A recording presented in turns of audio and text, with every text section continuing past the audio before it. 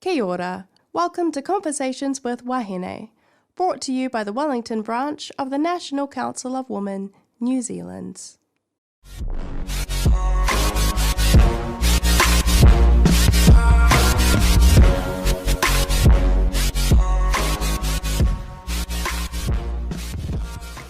Hello and welcome to Conversations with Wāhine. Today you've got me, Harita, and I'm joined with Hayley and Jenna. How are you both going? Good, thanks, Harita. How are you? I'm good. I'm not too bad, just trying not to cough. Today we've got a Labour MP from Ilam. Her name is Sarah Pallett. She was honoured to be elected in 2020 as the MP for Ilam and lives in the electorate with her husband Andy. During the 53rd Parliament, Sarah has been Deputy Chair of the Petitions Select Committee, a member of the Health Select Committee, and Chair of Labour's Wāhine Caucus. With a positive attitude and boundless energy and enthusiasm, she is a powerful advocate for Ilam. Welcome, Sarah. How are you? Thank you. I'm really good. Thank you for asking. Yeah, doing well. Working on that boundless energy thing. Your energy's probably starting to run a bit low given Even I'm elections beginning are to so get a little close. less boundless. Yeah, it's okay. It will all be over soon. Thanks. Over as in your campaigning. Right. So, first things first, I guess, what inspired you to get into politics and run for this type of political career? Gosh, I'd always been, like a lot of people, I'd been quite issues political, but I'd never really been a party political until the 2016 US presidential elections, actually. And then this is no word of a lie. So I basically heard the result of the 2016 elections, and I got up from the sofa and I went to my computer and I cracked open my laptop, joined the Labour Party, and started to also subscriptions to some really good journalism to support journalists, because I knew I kind of had a really clear understanding that what this would mean for women, and also for people living in poverty, for those of the people who really have less of a voice in society. So I had one of those moments where I went, look, I need to get involved at this point. I'd picked up a few skills that I thought would make me useful in this space, and so that's really what it was about. It was, can I be useful in this space? Started off campaigning, of course, and then stood in 2020 for the seat of Ilam and won it. So, I mean, there was a bit of a journey in between. It wasn't just like, oh, and then I just, put my name forward. There was a journey. There was a lot of work, but yeah, that's the gist of it, basically. It's funny how you mention it was the 2016 American elections that kind of triggered this for you, because I was just going to say, I think we can all remember where we were when we heard that result. I think that, the situation is well, I don't know. I mean, I find I don't really have an awful lot to do with American politics, to be completely honest. You mean apart from laugh? Oh, apart from, well, yeah. Hey, the memes are great. Yeah, I do, but I think that one of the things that I find with politics generally is, especially when you're a politician, right? I mean, it's not, it's my job, but for me, it's actually not a game, right? It's treated like it's a game by some groups of people, and obviously there's a lot of humor in a lot of it. But when I'm door knocking at the moment, so I'm meeting all sorts of people, but particularly those that a change of government will make a world of difference to them, and not for the better, far for the worse. And so I kind of feel that responsibility, really, it weighs heavy. So so whilst it is, a lot of it's it is funny, because you can't really but laugh when you look at what's happening, or what happened in the States over that period of time. It was pretty serious stuff, and we're seeing a lot of the repercussions, especially for women, of their concerted campaign to get rid of Roe v. Wade. And that is actually horrifying in many respects. Yeah, It's so scary, isn't it? And when I say funny, I more think about Trump and my personal views, and the thing that always springs to mind is how we should just drink bleach to get rid of COVID.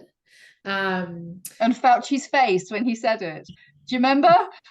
It was so bad. Fauci remembers, and even he was shocked. So it's a real concern. But you're right, actually, and I think I just remember being so appalled at what was going on, and I think we're really lucky in New Zealand that we're so far away from it. But TV programs have done a really good job at highlighting the issues that they've got going on, and so people are able to see it and relate to it in a way that they couldn't. But I think it's scary too to think that there are people that I joke about, Sarah, and I'm like, no, we can't do that because otherwise New Zealand's going to turn into the Handmaid's Tale, But in all seriousness, I mean, I think we've seen the rise of mis and disinformation over the past. This is why when I said I invested in journalism, it's like because I could see that I could see that one of the things that happened was that it was really hard to get accurate messaging out, and I think that truth is a thing, right? There's and science is a thing, and evidence is a thing, and they're things that we need to actually have a really clear understanding of, and to really support and promote, and to present opinion as evidence, or opinion as scientific fact is really dangerous. So you're talking about bleach, and we had the same thing with ivermectin. I still have people talking to me about ivermectin, and it's like it's wormer, dude. Like, it doesn't work that way. And honestly, if it did, don't you think the company would be promoting it because they'd be making a flippant fortune? But it doesn't. And this is the evidence is all of that. And yet, when you reach that point where the people just don't believe you because you're not a trusted source for them, and that's really like one of the ways that we've eroded trust in experts, trust in scientists, trust in politicians, trust in media, and frankly, not everybody is 100% trustworthy all of the time because we're human. However, there's a reason why people are expert in their field, and Yeah, couldn't agree more. Hey, so thinking about the campaign and how busy you've been, how has it all been going for you? And I imagine it's ramping up something wicked.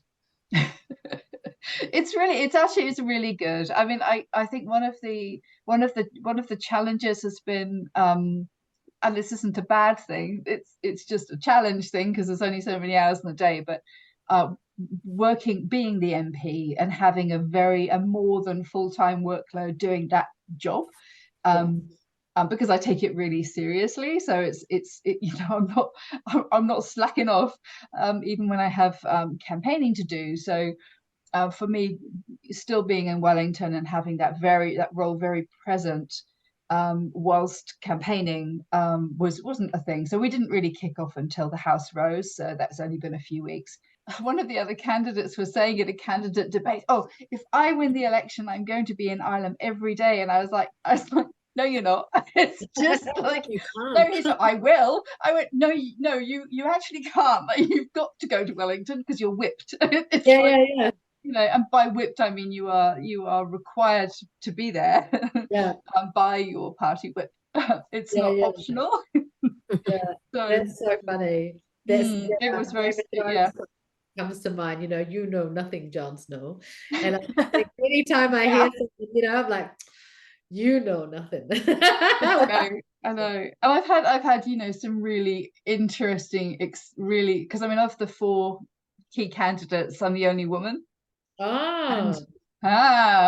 And so that's been interesting too. I've had to listen to one of the candidates, so I won't name, but I probably will later. Is just one of the candidates say they're the expert, they have expertise in this area. It's like, dude, I've been doing this job for 3 years. This is like one of the ways that you erase women and their experience. Is like, literally, this is my job. Like, I've been doing this for 3 years. Of the two of us, one of us has no experience in this at all, and one of them has 3 years experience. But of course, you're He's the the chap, expert. so clearly you're the expert. It was just really, Absolutely. what can you say apart from really? I guess that's where you Patriarchy. kind of have to hope that your own knowledge and experience will shine through. Especially in something like a campaign, you get a lot of politicians and they do repeat the same kind of party sentiments, and it's hard to really glean valuable information sometimes. Or you might be hearing 10 different interviews, but they're all saying exactly the same thing. So I think that's where someone who really does have expertise in the area can stand out more. I think if you get the opportunity, but I think, so it's if you get the opportunity to move past the soundbite, then yes, absolutely. The way we communicate at the moment doesn't allow us to do that often. So it's kind of, it's interesting to me that when I'll be having, I'm calling people and talk, like I have been this evening before we started talking. I'm on the phone talking to people and they'll say they're undecided about who they're going to vote for. And you have the opportunity to go, okay, fine, so let's unpick this. What's your concern or issue, or what are you thinking? And, after 10 minutes of conversation, they'll go, oh, yeah, no, cool. Yeah, no, sweet. I'll vote for you. And it's like, okay, I can't do that for 65,000 people. And if they haven't been hearing that messaging getting through clearly, and by messaging I mean my talking through the issues, explaining. I'm a big explainer, you can probably tell. I like that. I think this platform might be a good opportunity to do that. If there's any particular issues that you really want to get out and have space to really explain to the public, then I'll be very happy for you to take the lead. How long have we got? 5 hours. We'll turn into a trilogy. Oh, I think we should. Yeah, no, good plan. Let's take a sip of water. Excuse me. Carry on. It's water, trust me. Trust me, I'm a politician. Hey, I wouldn't blame you if you had a little more in there. I'll probably start coughing. So, I did want to ask, how has the family and community support been? Because I know it's very different than when you're traveling to Wellington every day. You're probably at home a lot more now, though no less busy, obviously. Family are loving having me around all the time. No, actually, it has been lovely. I've got you said I had my husband. My husband's here, and he's just like my absolute rock, really, my biggest cheerleader. And I'm very fortunate. So I've got really good support, and my 2 children are adult children. And so between us, we've got 4 daughters. I've got 2, and my 2 are the oldest 2, and his 2 are the younger 2. And we've got they all get on really well. We have the other 2 with us at the moment, and it's just lovely. Only my eldest is actually interested in politics at all. The others are just like, meh, that's what mum does, whatever.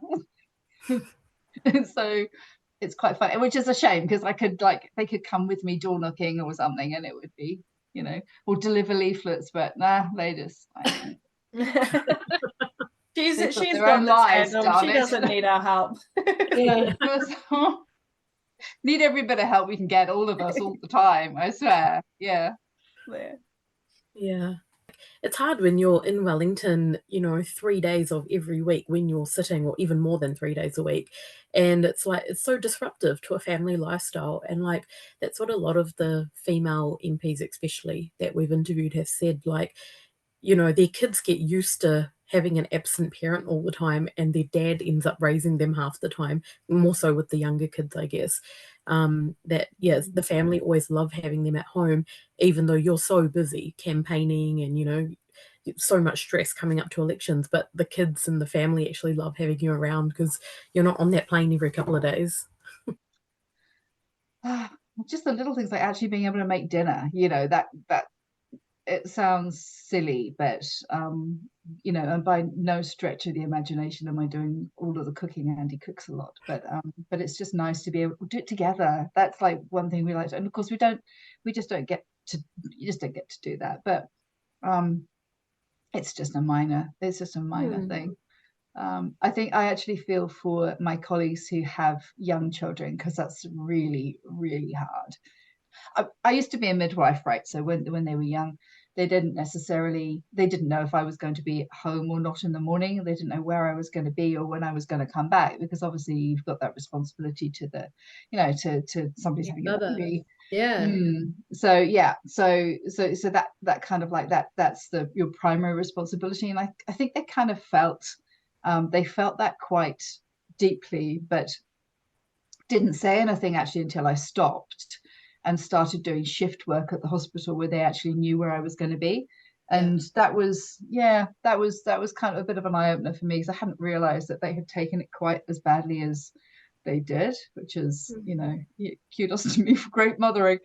But you've gone from one career that requires great sacrifice, and oh my goodness, what an important job you did being a midwife, you know, like hand on heart. We need more midwives in this country, and they don't get recognized enough, they don't get paid enough, and I don't think people understand just how important midwives are for our women and our babies. But not only that, now you've gone into another career that is just as taxing in that regard. You know, people don't understand the sacrifices that people make to do this. And I think that just reiterates the point that this is not a game. Politics is not a game, and you're doing what you can in the best way possible at great sacrifice. Yeah, I think it's like, I mean, that's all true. It is true. And you can put my halo in the post.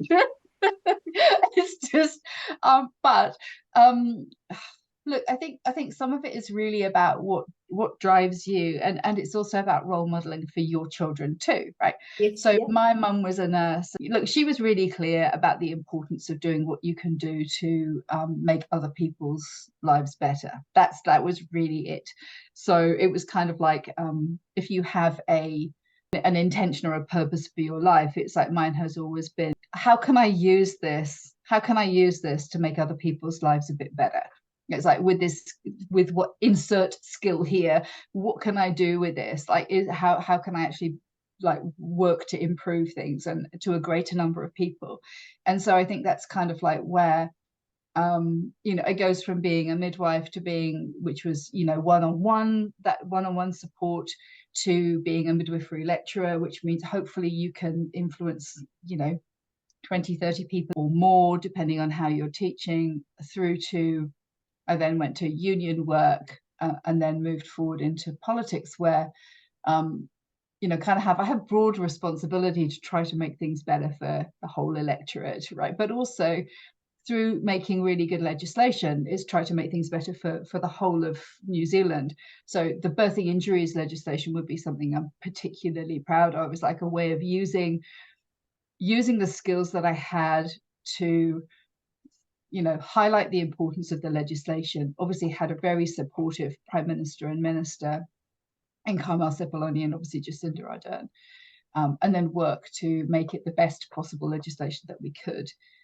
It was a real, you know, and working, because I was a subject matter expert on a select committee, so I was able to kind of go into that committee and make sure that what we were doing was going to work. And that's like, well, it's 28,000 people a year are going to have that cover now. It's actually huge. Like I think we thought it was about 18,000, which it's a lot. But you know, when you think about it, like that's pretty cool. Sacrifice, I don't tend to think of it like that, to be honest. It just is what you do. You're like passionate, so you don't. But I think creating my kids might see it differently. Might be a sacrifice for the kids. It might be, yeah. Look, I think honestly, we don't have honest conversations around what it's like being the spouse or partner or a child of a politician. It's like if you're doing it properly, right? And I'm sure there are people who don't. But by and large, obviously, all of the Labour caucus are working extraordinarily long hours and doing a lot of traveling. I think in order to try to make things better, largely for other people, because I'm okay, right? It's like I have a roof over my head, I have food in my belly, I don't I have some savings, I have a huge amount of privilege, some of it from luck, most of it from luck, frankly. But yeah, it's like I'm really conscious that that's not the case for everybody. So as chair of the Parliament Women's Caucus, how important is it to have these ethnic and gender caucuses in Parliament? Very. Yeah. Next question. Yeah. Very. Look, diversity matters. Like it's like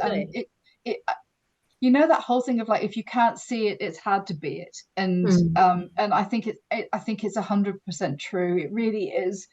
I think it means the world to have. We've got we've got the most ethnically diverse parliament currently. Labour's really, really, really good at like focusing close attention to that.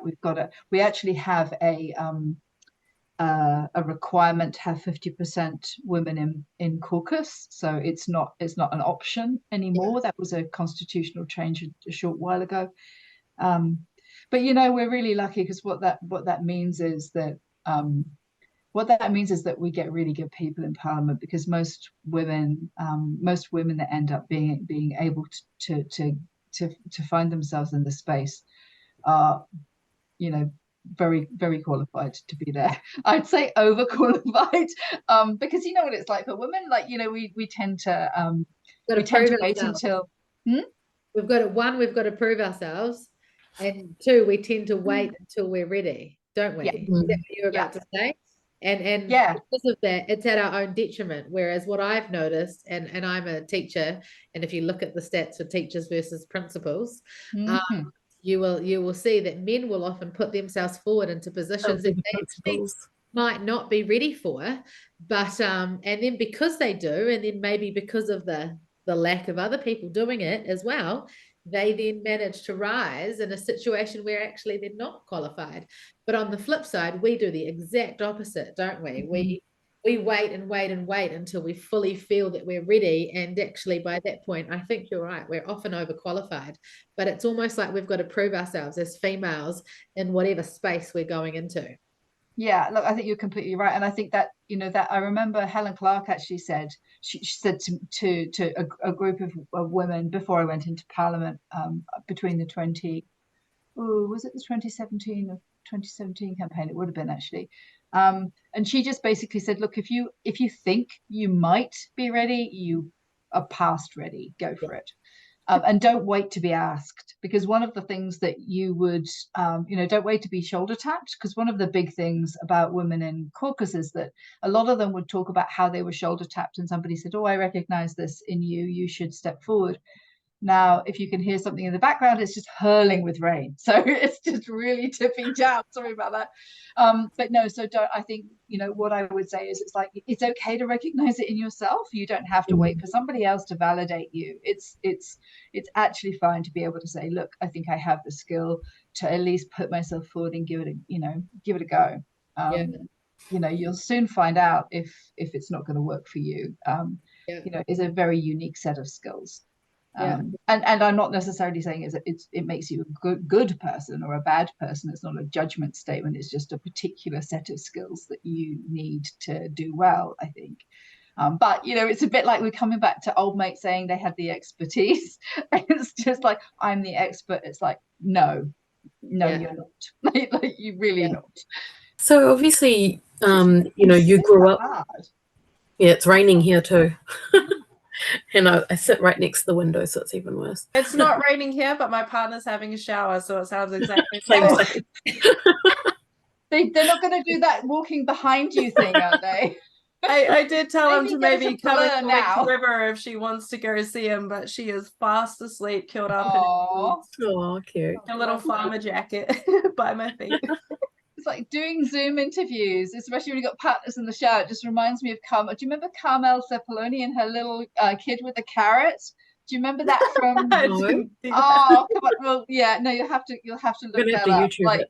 he found an unusual shaped carrot. It was just terribly funny. It was like one of those important meeting things that hit, got on the news and everything. It was just priceless. It's great. So, hey, obviously we know you were a midwife prior to being elected, and you're a breast cancer survivor. Yeah. So what do you think about the scrutiny that the healthcare system is under? How doctors and our nurses are moving overseas for better salaries and better conditions, and which is leaving our hospitals short-staffed, and how people wait. And I have very recently been one of these twice in a row, but how people are waiting for hours and hours on end to be seen in emergency departments. And I think it's about 6 to 7. I experienced that recently too. 6 to 8 Hours. even.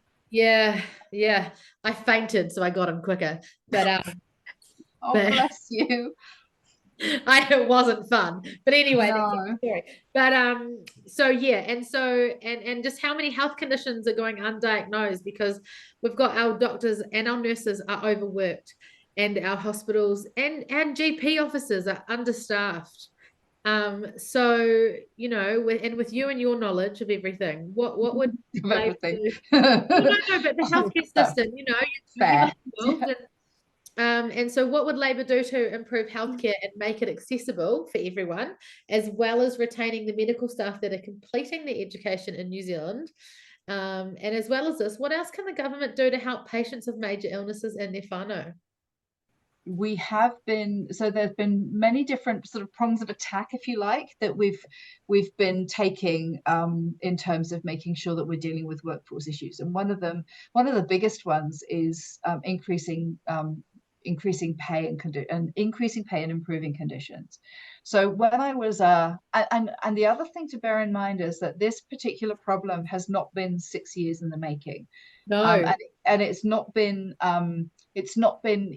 COVID is really a significant factor in the issues that we've got at the moment, but it's not the only cause absolutely. by any stretch. Yeah. So really? we've had if we go back, when I was working as a core midwife in the hospital in Christchurch, we had a 10% pay increase over the 9 years of national government. And we had decades of underinvestment through successive governments, but latterly with the national government for 9 years. We were experiencing workforce shortages. We were experiencing infrastructure issues.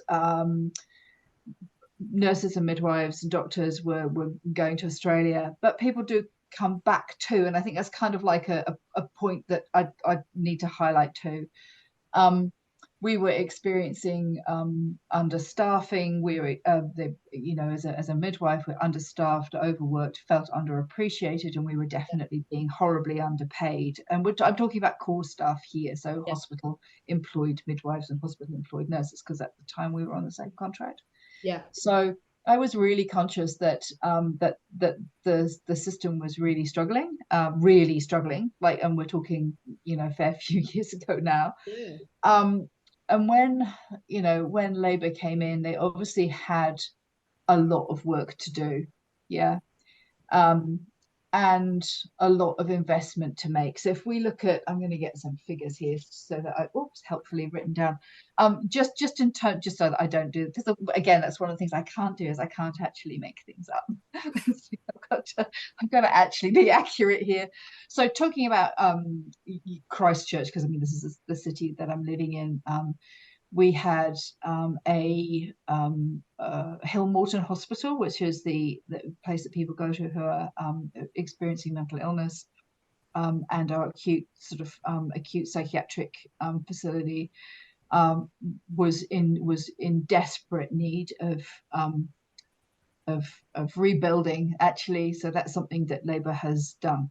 $129 million of funding has gone into building a brand new Hillmorton Hospital. I think we've put just over $1 billion for health infrastructure in Canterbury, through the whole of Canterbury, and we've got the largest, one of the largest hospital building, or we've got the largest hospital building now in the South Island, and a brand new emergency department in Christchurch. So, Hillmorton's an 80-bed acute psychiatric facility, all brand new. So, a huge amount of money has gone into infrastructure, which is one part of the issue of underfunding that we were experiencing. Labour also looked at pay and looked at how the whole pay equity process, looking at the fact that by and large nurses are women are women's work is paid less than men's work. And so nurses and teachers, for example, are undervalued in relation to the value of the work that they do. And it was always my view, and it's the Labour Party's view, that these are extraordinarily, nurses and teachers and doctors, but talking about nurses in particular, hugely valuable. And we saw that value as well during COVID. And this is, we're never happy to just sit with where we were with regard to pay. So we've just finally, it's a long process, reached that point of pay equity settlement. So our senior nurses now have had a pay increase of just under 60%. That's 60%, in the 6 years we've been in government. So 59.9%, which is, goes some way towards making working in New Zealand an attractive proposition. It's not the only thing. There's a global health workforce shortage. This isn't a New Zealand thing. If you look at Australia and Canada and the United Kingdom and the US, but if we look in particular at Australia, New Zealand, UK, Canada, sort of similar-ish health systems that we can directly compare ourselves to without stretching our imagination too much. It's like we're all fighting for the same staff if we're looking for, like, trying to recruit a global health workforce. The reality is that an awful lot of health,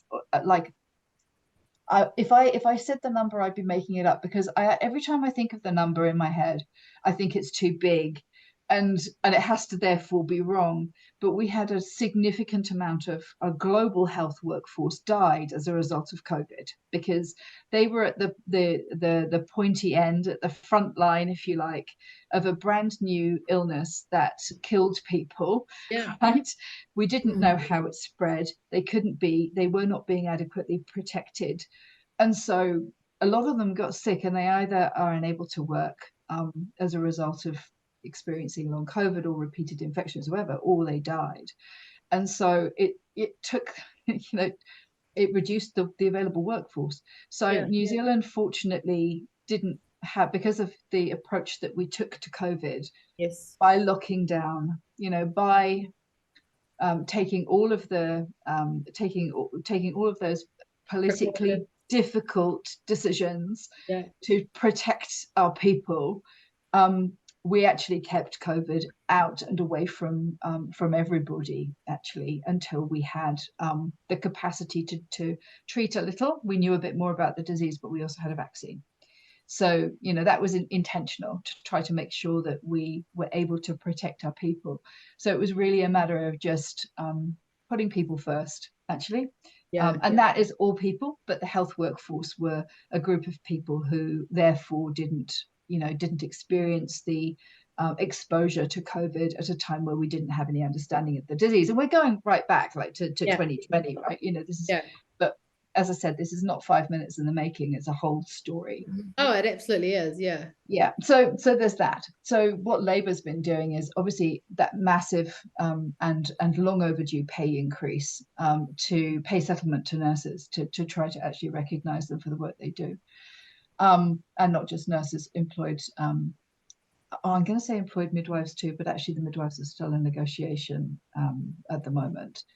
Health and the other parts of the health workforce, making it really easy for people to come into New Zealand if they're nurses and doctors. So basically having the green list, so it's automatic permanent residency.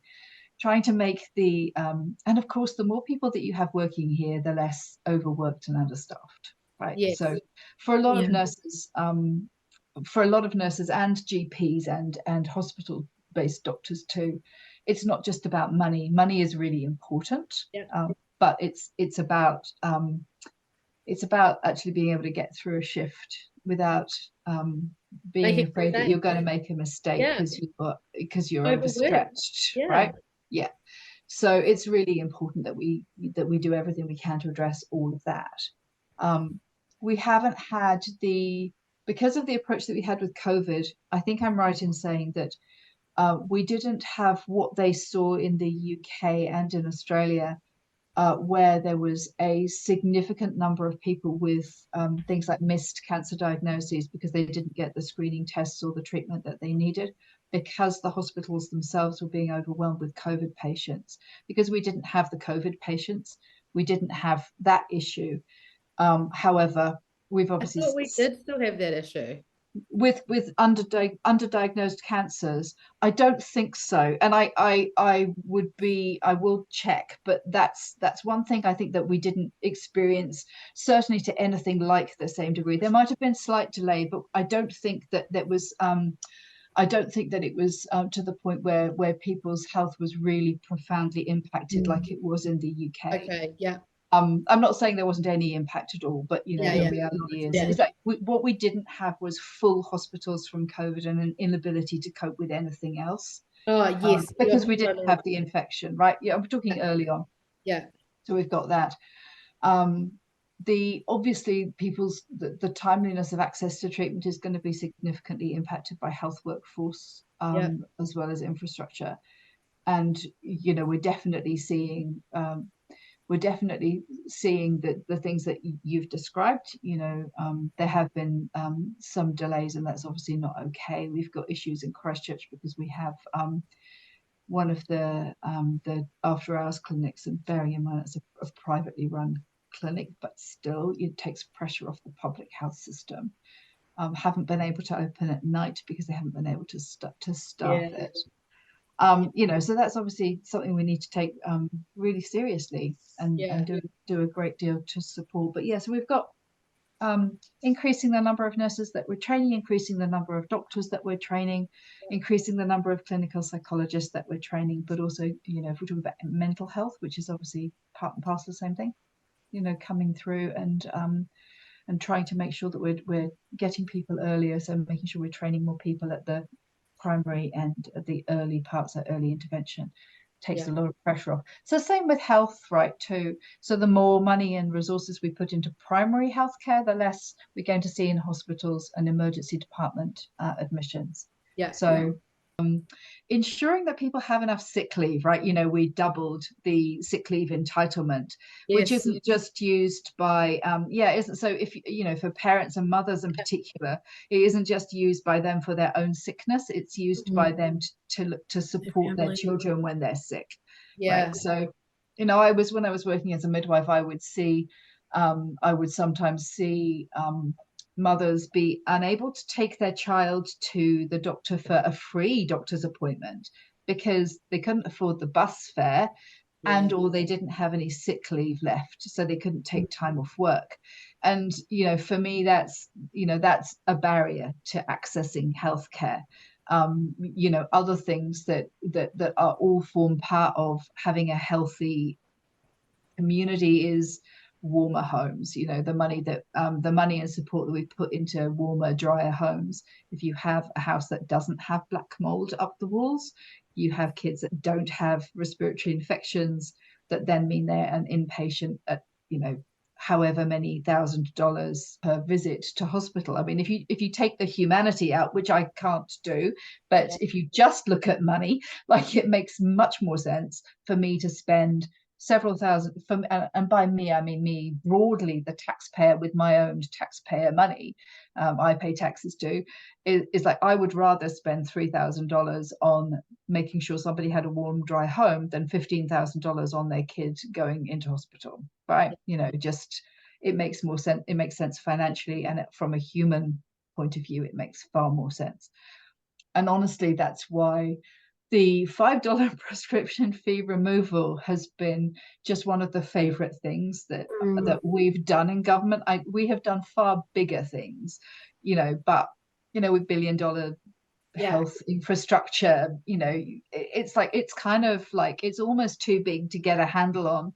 But when you are literally standing in somebody's garden, talking to them about what government means to them and what choosing politicians means to their lives, and they're saying to you things like, well, I can get all of my medicines now for free, instead of finding $20, because it wasn't $5, it was $20 because there were 4 things. And I just think not being able to understand, I think one of the things is either people don't see like the reality that some people's lives are like, or they see and they don't care, which is far worse. Too far removed. Or they just don't understand. I've heard people say, well, who hasn't got $5? I'm like, okay, it's fabulous that I'm kind of pleased for you in a way that you have never ever experienced not having $5 for essential healthcare, because that's, if you talk about privilege, that's privilege. In a nutshell, right? Now, it might not be that all politicians have had that lived experience. It's like I have had that lived experience, but not in a. I always knew I had somebody I could call on to bail me out, right? That was my privilege. So a lot of people don't. A lot of people don't. And that $5, I think, like you're saying, it's a small thing in regards to money, but no, I don't think it is. I don't think it's like comparatively compared to the billions of dollars that have gone into X, Y, and Z project. But I think it's tangible for most people to understand, because yes, you've got a lot of people in this country that don't understand, but I know people who are working parents who have a roof over their heads and have 3 kids, but they can't just say, hey, look, we'll go get takeout tonight, because they don't have $5 in their wallet to spend, because every single cent that they make is budgeted to the absolute T to get by.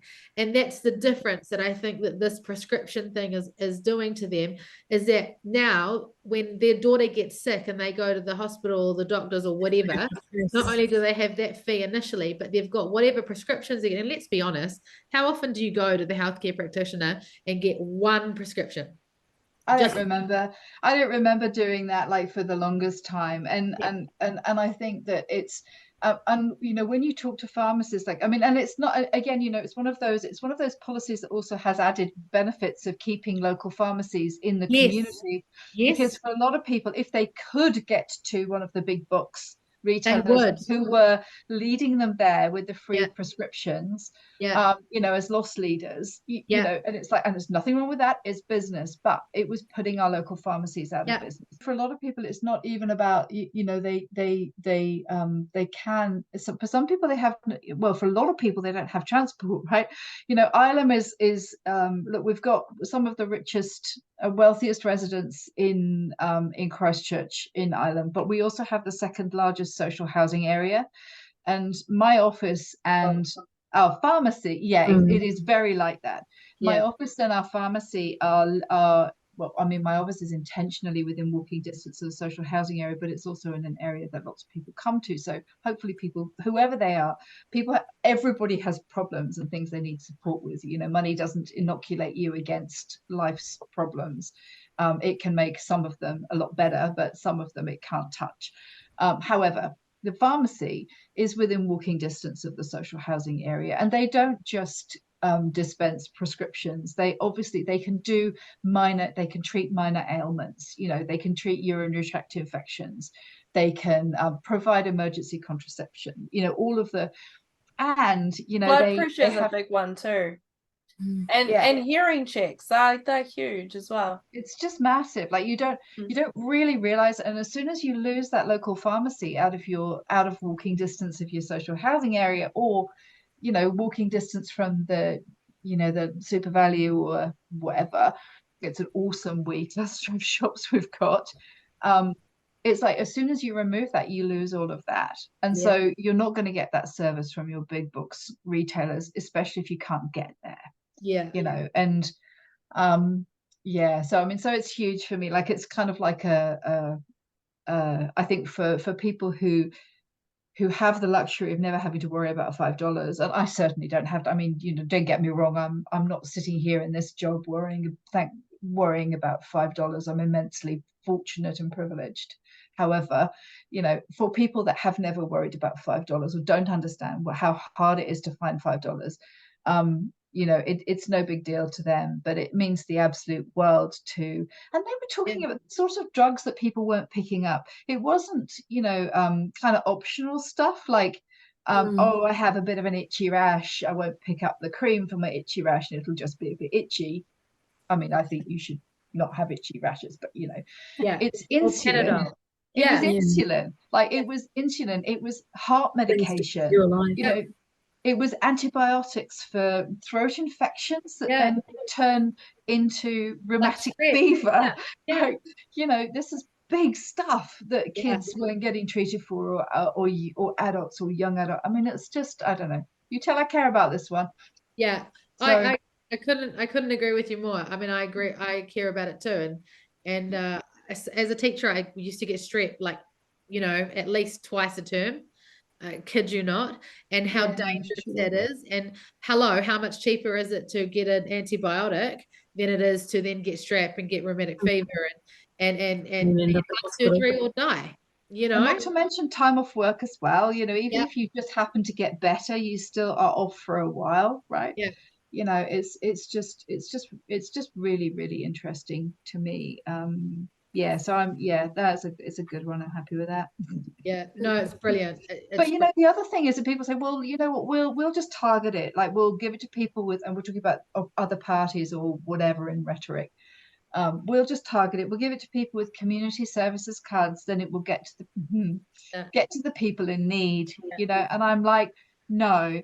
Even talking to pharmacists about the embarrassment that people feel in going to have justify whether or not they're sufficiently poor to get their free medications.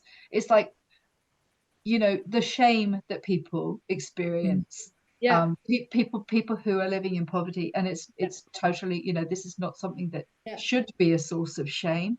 And we should as a society aim to like minimize that to the greatest extent we can, but people still do, and that's still a barrier, right? So they're not going to go because they feel ashamed, or they're going to be questioned, or they feel they have to. I mean, come on, can you not imagine yourself in that situation? It's not just our people who are with community services card that can't afford this stuff. So it's not just our lower income people that are struggling with this. I think people don't understand how beneficial that one thing that you have done is key.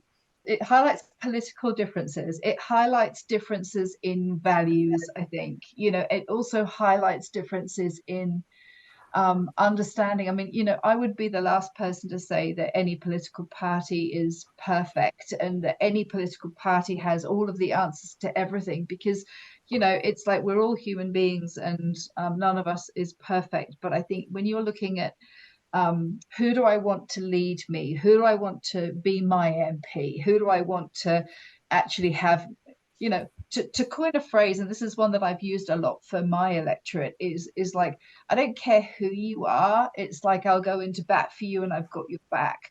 And I'll be honest with you about what I can and can't achieve. It's like, I'm never going to lie. I'm never going to pretend I can do something I can't do.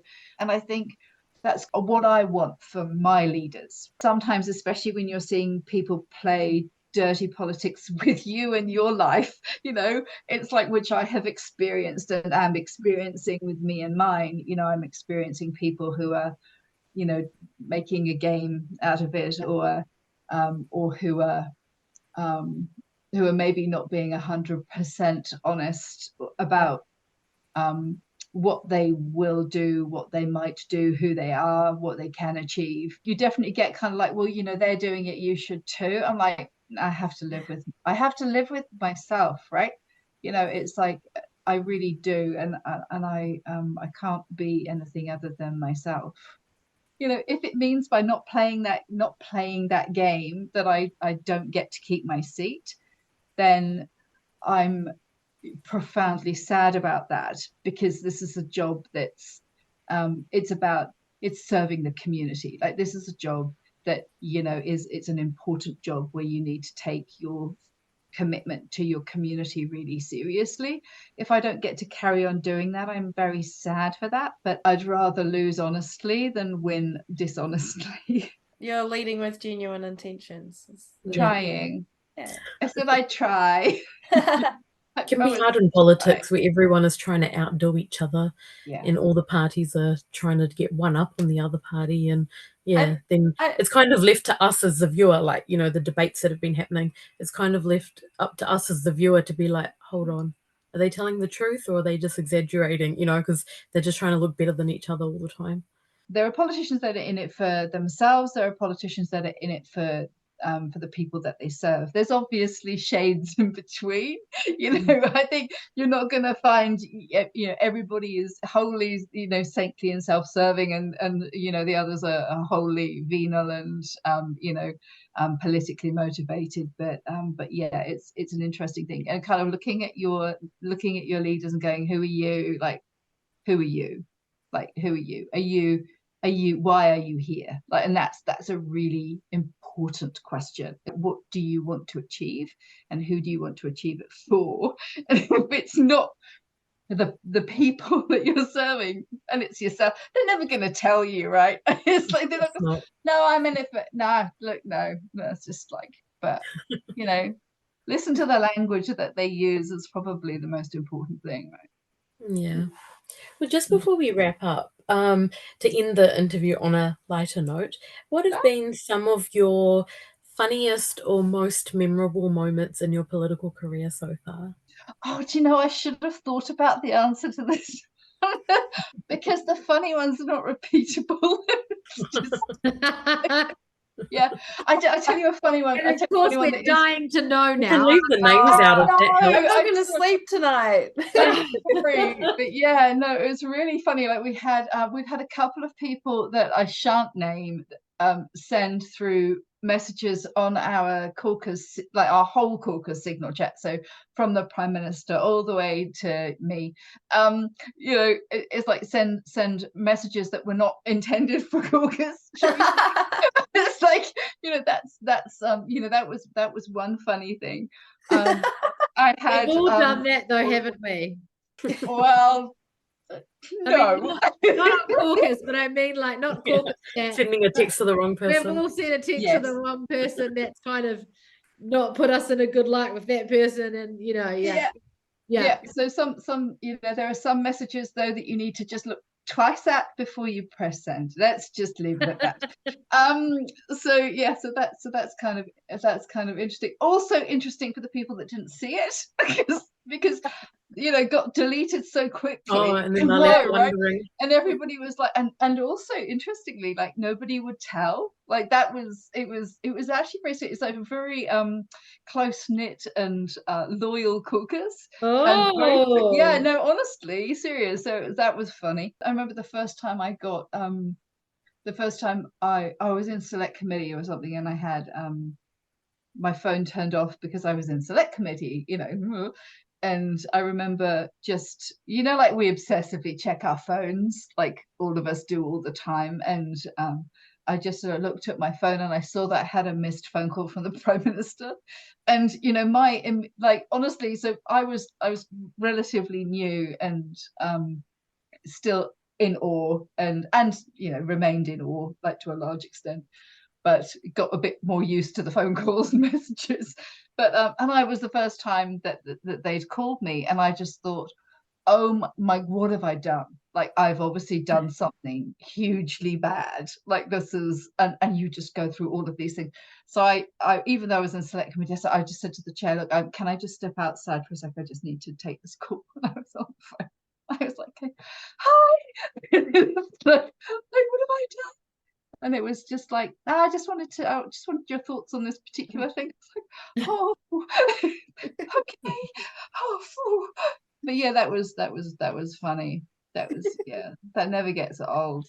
Another funny thing, so they're all coming now. So another funny thing was the first time I was in Caucus. So we, first Caucus meeting.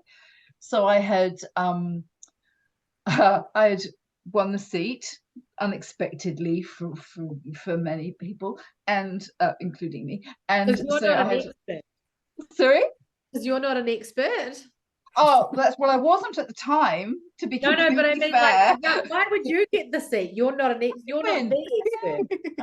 The woman and everything, and then I so I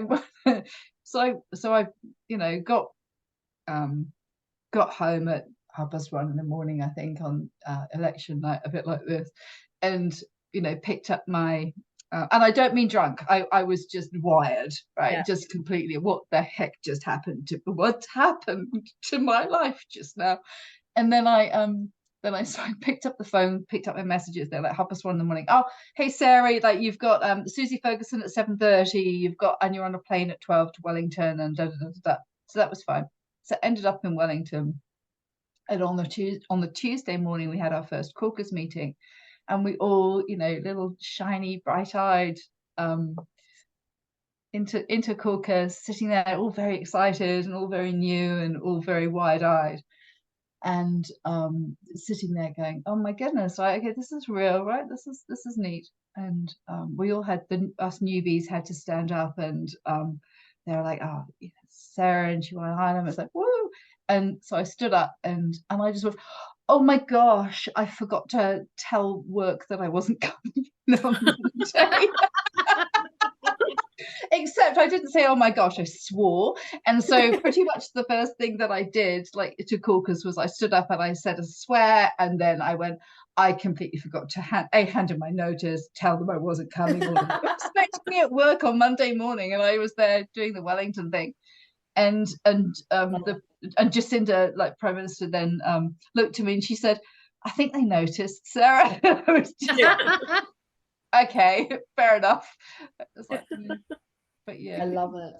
Yeah, that's awesome. Just some really human moments there. Yeah. Well, thank you so much for your time. All the best for the next few weeks. And yeah, voting starts on Monday in New Zealand, and it's already started for overseas voters. That's exactly right. Yeah, so get out and vote. Yep. This colour, look, that's red. Red colour. Just the visual cue. Yeah, I love it. I did notice that, Sarah, when you first came on, and subliminal messaging. Yeah, we're gonna do that. At least I haven't got a giant rosette on my face. Yeah. Cool. Thanks a lot.